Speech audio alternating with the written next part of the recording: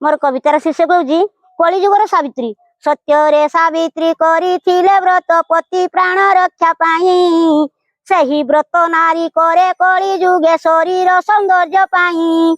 अवृथारे करई व्रत से हुसीना नाही मनरे भक्ति।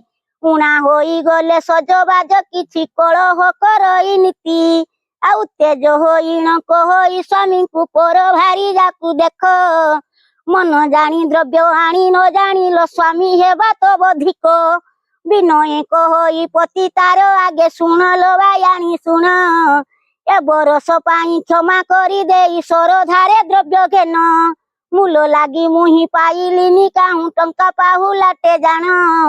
जहा थिला तोही द्रव्य आनिलही ए मोर सत्य वचन। गरबरे माती कहे तार पत्नी धिक धिक तो जन्म। धिक तोर माता धिक तोर पिता धिक तो पुरुषपण।